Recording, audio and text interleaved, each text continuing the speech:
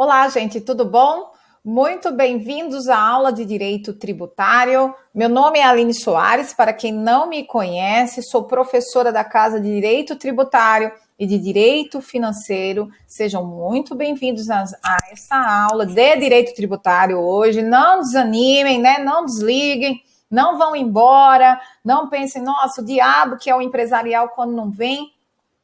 Manda o secretário que é direito tributário. Não, gente, não é assim. Abram o seu coração para a matéria. Vou começar a advogar, tá?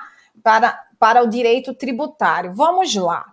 Vocês já deram uma espiada no edital dos senhores? Qualquer edital, tá? Qualquer edital. Magistratura, defensoria, procuradoria, Ministério Público. Os senhores já viram o tamanho da matéria de processo civil, por exemplo? Civil, por exemplo? Constitucional, por exemplo, administrativo? Pois bem, geralmente é uma lauda e meia, processo civil. Agora, olhem, direito tributário. Pois bem, direito tributário é uma matéria que você, assim como todas essas que eu acabei de falar aqui, você não tem condições de deixar de lado. Sempre tem aquelas matérias que a gente olha no edital, isso daqui eu não vou estudar não. Pois bem, direito tributário você não poderá fazer isso. Ainda que o seu concurso não exija direito tributário com requinte que um concurso como procuradoria, como magistratura exige, a sua matéria será cobrada minimamente no necessário que o senhor precisa saber e dominar.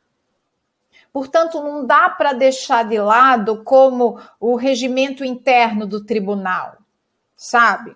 Em que pese eu achar que você não deve deixar nenhuma, tá, gente? Porque o que está no seu edital, possivelmente, pode estar na sua prova. E aquilo que é possível de estar na sua prova precisa, no mínimo, ter sido lido, para ver se você, pelo menos, pode contar com a memória até num eventual chute.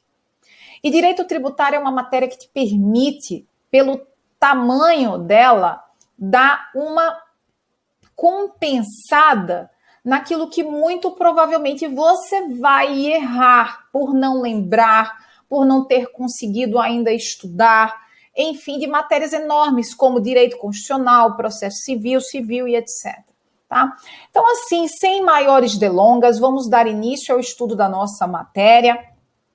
Abram vossos corações e vamos lá, direito tributário. Primeiro de tudo, nós precisamos entender qual a razão do direito tributário no Estado. Por que o Estado precisa, exige que nós contribuamos para o custo do Estado. Tá certo, contribuamos, ou que venhamos contribuir, enfim, depois eu vou ver essa conjugação. Enfim, por que nós precisamos participar do custeio do Estado? O artigo 173 da Constituição, e aqui eu já adianto aos senhores que se o senhor não estiver com a sua Constituição e o seu CTN assim na mão, dê uma pausa e vá buscá-los, porque aulas da tia Aline precisam ser acompanhadas pela legislação, porque a legislação também estará na sua prova. Na realidade, também não. Basicamente, é o que está lá. E é o que você vai precisar usar em boa parte do seu momento concurseiro na vida. Legislação, especialmente carreira jurídica. Vamos lá. O artigo 173 da Constituição Federal de 1988, assim diz. Leia comigo. Porque esse daqui, quase ninguém chega lá. Todo mundo fica lá. Quando começa a chegar no artigo 100, no artigo 150, começa a morrer a leitura na Constituição. 173. Ressalvados os casos previstos nesta Constituição, a exploração direta de atividade econômica do Estado só será permitida quando necessária aos imperativos da segurança nacional ou a relevante interesse coletivo conforme definidos em lei. Então, a livre iniciativa que está lá no sistema econômico, que é onde o faz-me rir acontece, foi reservada extraordinariamente ao Estado. E ainda que extraordinariamente, precisando ser justificada em uma dessas duas situações: imperativo da segurança nacional, relevante interesse coletivo. Se o Estado não observar nenhuma dessas duas situações, ele não vai poder explorar atividade econômica, porque a atividade econômica, em regra, foi reservada ao particular. A livre iniciativa, em regra, foi reservada ao particular. Só que o Estado possui um custo. O seu subsídio, por exemplo, precisa ser pago em faz-me rir, em dinheiro. Né? O senhor não vai trabalhar pro bono, até porque essa não é a regra do serviço público, trabalho pro bono. Existe, mas a regra é trabalho remunerado, seja por vencimento, seja por subsídio. Enfim.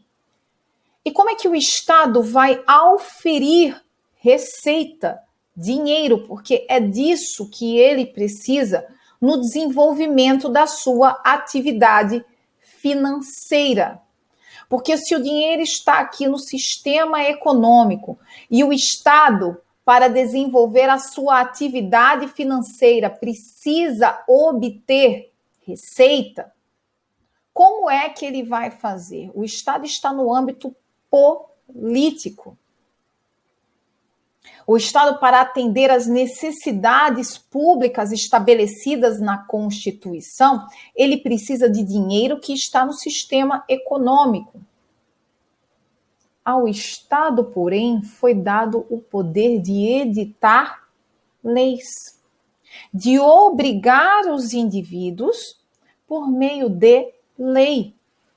E aí o Estado lembra disso, lembra que ninguém é obrigado a fazer ou deixar de fazer alguma coisa, senão em virtude de lei. Então, ele pode obrigar o indivíduo, por meio de lei, a pegar uma parcela daquilo que ele ofere aqui, demonstrada a sua capacidade contributiva, e aportar aqui, por meio da tributação. E é por isso que a gente diz que pagar tributos é um dever fundamental, porque é um dever de custeio do Estado. A receita tributária é uma receita, aqui já dando uma pincelada no direito financeiro, é uma receita derivada, que decorre do poder de império do Estado, que pode nos obrigar a aportar recursos aos cofres, públicos, por meio da tributação.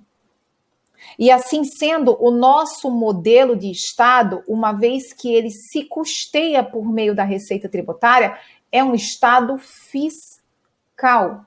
Modelo de Estado fiscal, porquanto se custeia especialmente da receita de impostos, porquanto é uma receita não vinculada à atividade nenhuma. Diferentemente do Estado de modelo patrimonial, que tinha como aporte os recursos por si, pelo Estado, auferidos na exploração de atividade econômica, porquanto era ordinária a exploração de atividade econômica do Estado.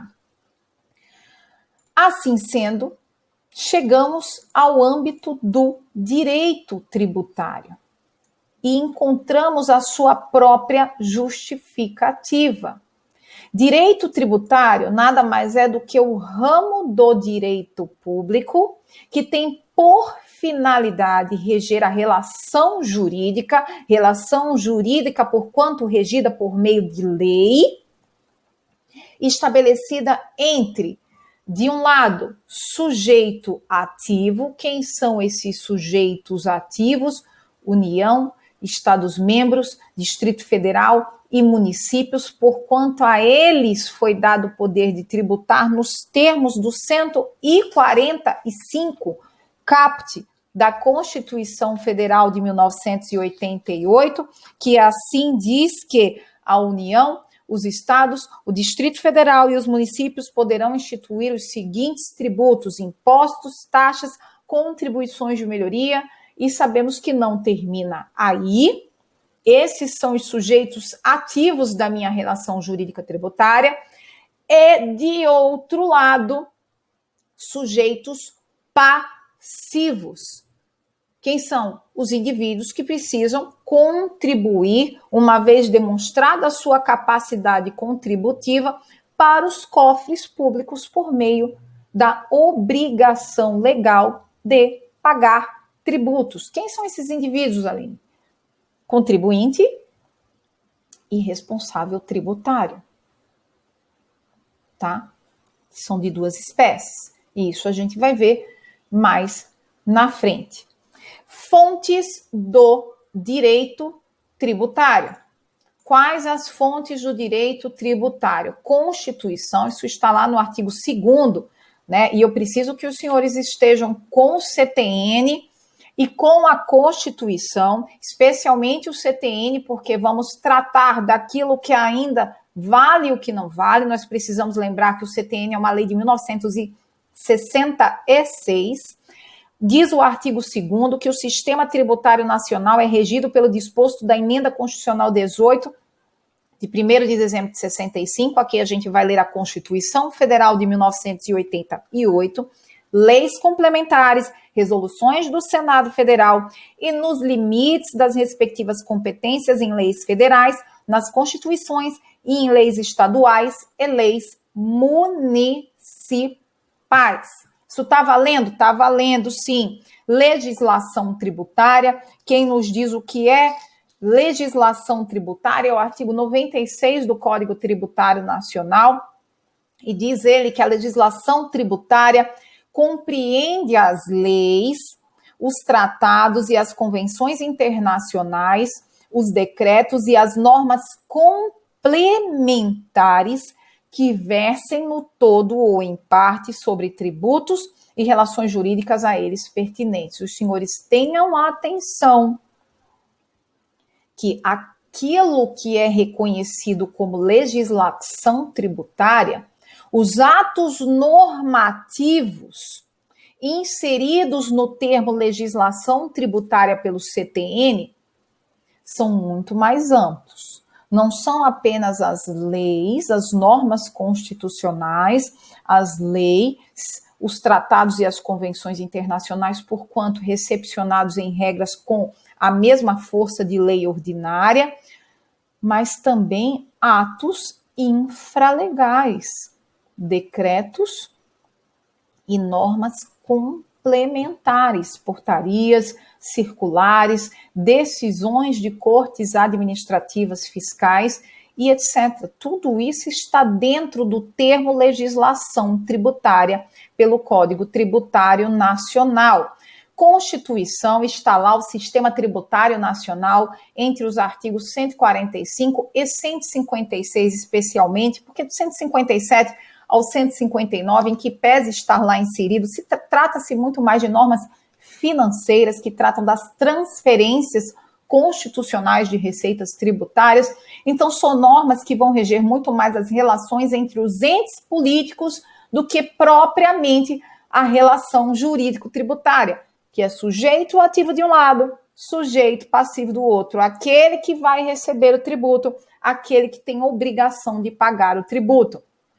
Lei complementar, Código Tributário Nacional. Nós sabemos, ó, vou logo avisando, tá, gente? Aqui tem um problema sério de coordenação motora com essas marcações. Então, vai aparecer de vez em quando eu cortando tudo, mas abstraiam e prestem atenção no que eu estou dizendo, além do slide. Código Tributário Nacional. Ele tem amparo no 146 da Constituição Federal de 1988, que exige a edição de lei complementar para tratar de normas gerais de direito tributário. E diz lá, cabe a lei complementar 3, estou no 146 da Constituição, estabelecer normas gerais em matéria de legislação tributária, especialmente sobre A, definição de tributos e de suas espécies, no B, enfim, todas as matérias de A, B, especialmente A e B, as linhas A e B, tratam daquilo que está contido no Código Tributário Nacional e prestem atenção nessa última informação. O Código Tributário Nacional não é uma lei complementar. Isso eu já sabia, Aline. Isso é velho, isso é o básico. Joia. É uma lei ordinária com status de lei complementar, recepcionada pela Constituição Federal de 1967. Não foi a de 88. Quando o Código Tributário Nacional foi recepcionado pela Constituição Federal de 88, ele já possuía status de lei complementar. Porque quem lhe deu essa condição não foi a Constituição de 1988, foi a de 67, porque o Código Tributário Nacional foi editado sob a Constituição Federal de 1946 e a de 46 não exigia lei complementar. Joia? Eu já vi isso sendo questionado em prova, tá? Em duas situações, objetiva e prova oral. Até próxima aula. Vamos lá, senhores. Seguimos aqui com o direito tributário e suas fontes. Lei ordinária. Lei ordinária é a regra para instituição de tributos. A lei ordinária é o veículo normativo por excelência para instituir tributos, IPI, imposto de renda. Então, gente, a gente só vai utilizar lei complementar no direito tributário quando a Constituição assim exigir, como o caso do CTN, Normas Gerais de Direito Tributário. Então, o CTN só pode ser alterado por meio de lei complementar pós 88, em algumas situações de previsão de instituição de espécies tributárias. Exemplo, imposto sobre grandes fortunas, que está lá no 153.7 da Constituição Federal de 1988, que exige para a instituição do imposto sobre grandes fortunas a edição de lei complementar. Mas guardem isso, imposto de renda, IPI, ICMS, IPVA, toda sorte de espécie tributária, o ente federativo ele só precisa editar uma lei ordinária para instituir o referido tributo e medida provisória. Pode um tributo ser instituído por medida provisória? Sim, contanto que ele não exija para sua instituição a edição de lei complementar, como é o caso do imposto sobre grandes fortunas. Então, o presidente da República não poderá editar uma medida provisória instituindo o imposto sobre grandes fortunas. Por quê? Porque ele não pode tratar, a medida provisória, melhor falando, não pode tratar de matéria reservada à edição de lei complementar, como é o caso do imposto sobre grandes fortunas. E lei delegada? Vai poder? Digamos que o presidente da República foi lá e falou, olha, sabe aí, turminha do parlamento, pois bem, eu não posso editar, medida provisória para instituir imposto sobre grandes fortunas. Por quê? Porque ele precisa de lei complementar e o 62, inciso 3 da Constituição Federal, me proíbe de editar medida provisória que trate de matéria reservada à lei complementar. Então faz o seguinte, me delega aí a possibilidade de editar uma lei delegada para instituir imposto sobre grandes fortunas? Não pode. Artigo 68, parágrafo 1º da Constituição. Senhor, olhe lá isso comigo agora. Parágrafo 1º de 68, que trata das leis delegadas. Não serão objeto de delegação, os atos de competência exclusiva do Congresso Nacional ou de competência privativa da Câmara ou do Senado, a matéria reservada à lei complementar. Pergunta: o presidente da República não pode editar uma matéria, né, reservada à lei complementar, não pode receber delegação para tanto, mas pode ele propor um projeto de lei? Pode apresentar um projeto de lei para a instituição do imposto, por exemplo, do imposto sobre grandes fortunas? Sim. Aí não tem problema nenhum. O que ele não poderá é se valer desses veículos normativos para instituir o imposto sobre grandes fortunas. Resoluções do Senado Federal, que estabeleçam alíquotas máximas e mínimas. Exemplo, o artigo 155, parágrafo 6º, 1 da Constituição Federal, que determina ao Senado Federal estabelecer as alíquotas mínimas de IPVA, as próprias alíquotas, né, que por meio dessa previsão constitucional o STF reconheceu a possibilidade de progressividade no ITCMD. Também compete ao Senado Federal, por meio da edição de resolução, estabelecer as alíquotas do ITCMD. As alíquotas foi ótimo, né? Inxalá, muito ouro. Mas certo, resoluções do Senado Federal também são fontes do direito tributário. Tratados internacionais, e a celeuma está no artigo 98 do Código Tributário Nacional, e vamos resolvê-la agora. Artigo 98 do Código Tributário Nacional, assim diz que os tratados e as convenções internacionais revogam ou modificam a legislação tributária interna e serão observadas pela que lhes sobrevenha. Vamos partir logo para que serão observadas pela que lhes sobrevenha. A lei brasileira, ela precisará... Vamos começar do começo, vamos partir do início.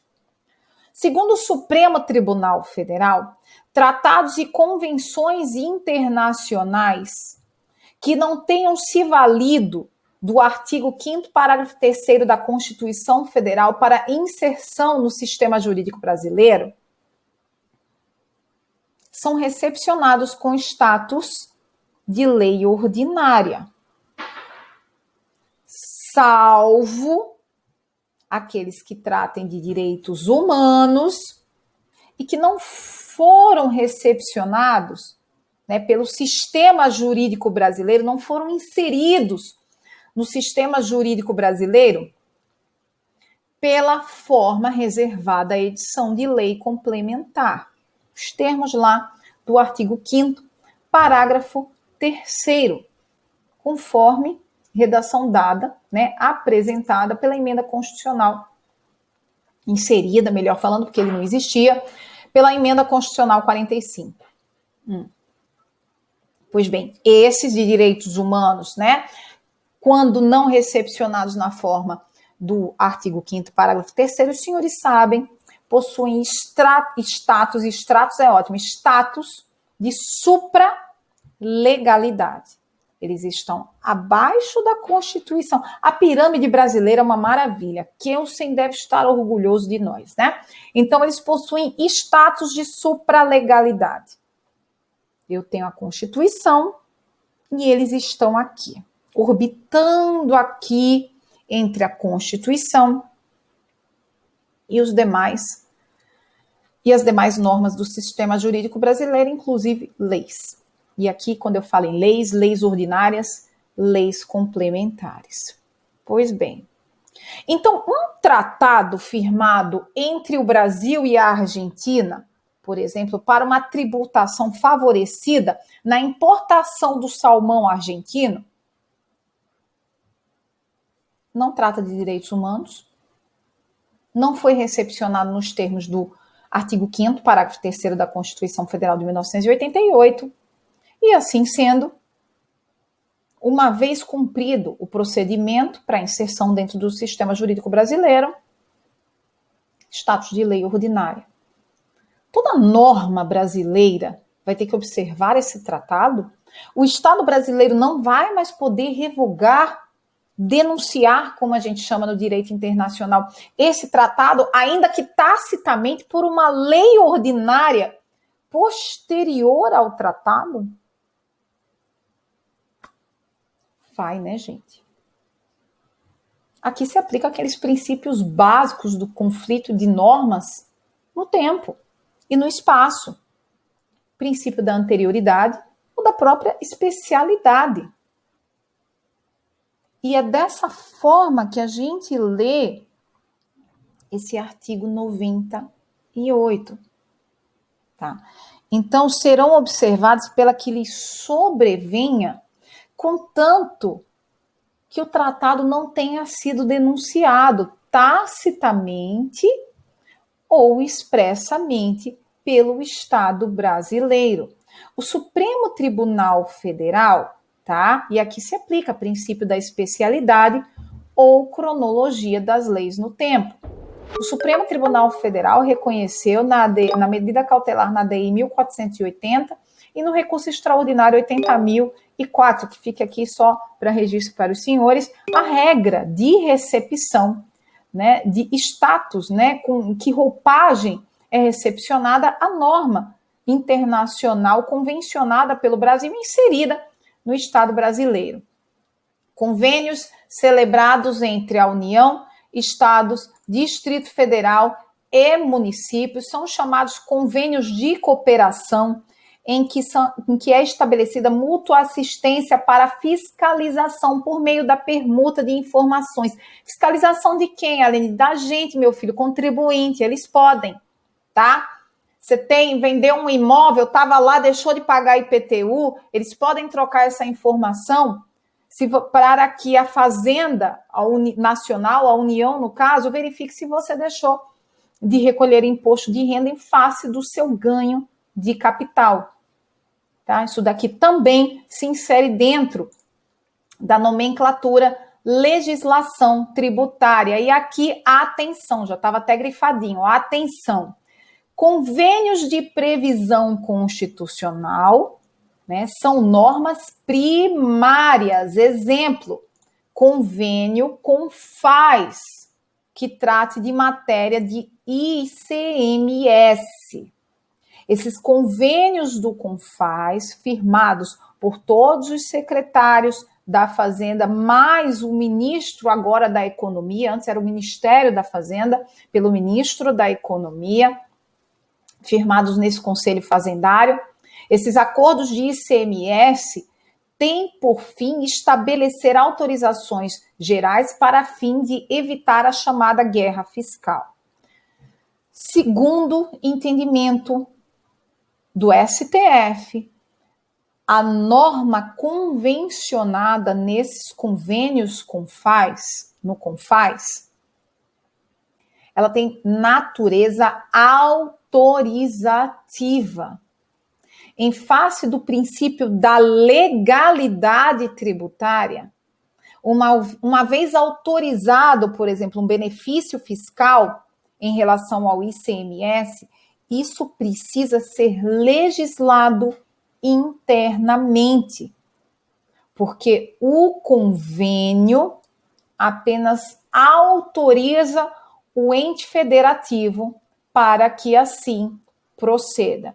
Encerradas as espécies, né, normativas, a legislação tributária, passemos agora para a nossa questãozinha, para fixarmos a nossa matéria. Questões de magistratura federal e do Ministério Público Federal. É correto afirmar que lei ordinária é o diploma legislativo hábil a criar todo e qualquer tributo? Não. Acabamos de ver isso como exemplo, imposto sobre grandes fortunas, que exige a sua instituição por meio da edição de lei complementar. Então, lei ordinária não é hábil a criar todo e qualquer tributo. O legislador ordinário, B, tá? À vista da vaguidade do preceito constitucional, artigo 153.3, e aqui ele está falando do imposto de renda, pode dizer livremente o que significa a expressão renda e proventos de qualquer natureza. Nós não vimos isso ainda, mas veremos, e fiquem tranquilos. O artigo 109 do Código Tributário Nacional resolve a questão para a gente. Os princípios gerais de direito privado utilizam-se para pesquisa da definição do conteúdo e do alcance de seus institutos, conceitos e formas, mas não para a definição do respectivo efeito tributário. 110 complementa 109. A lei tributária não pode alterar a definição, o conteúdo e alcance de institutos, conceitos e formas de direito privado. Quase não sai. Portanto, renda nós entendemos como auferimento de dinheiro, de valor. Não é qualquer coisa que vai poder se inserir aqui no conceito de imposto de renda, porque temos que nos valer de conceitos de direito privado. C. O legislador ordinário pode determinar a incidência do imposto de renda sobre indenizações, posto constituem acréscimo ao patrimônio. Nós sabemos que o STF, bem como o STJ, entendem que indenizações não são acréscimos de patrimônio, né, mas mera restituição ao status quo, né, aquele que a pessoa que foi indenizada estava até sofrer o dano, seja de natureza material ou moral. D. A liberdade do próprio legislador complementar para alterar definição do conceito de renda encontra limites decorrentes do significado da expressão renda e proventos de qualquer natureza, utilizada pela lei maior para atribuir competência impositiva à União. Exatamente é essa a resposta nos termos do artigo 109 e 110 do Código Tributário Nacional. Eu trouxe essa questão mais para marcar essa informação aqui para os senhores, para que os senhores não esqueçam isso, que a lei ordinária é a fonte ordinária, porém, extraordinariamente, a Constituição Federal pode exigir a edição de lei complementar para a instituição do tributo. B. Assinale certa ou errada. São receitas públicas originárias as provenientes da atividade exclusiva estatal, como, por exemplo, a cobrança de tributos. Não, acabamos de ver que receitas tributárias são derivadas porque derivam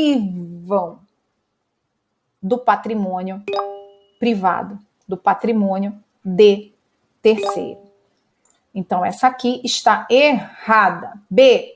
Segundo o STF, os tratados e convenções internacionais de natureza tributária podem revogar dispositivos legais que com eles conflitem.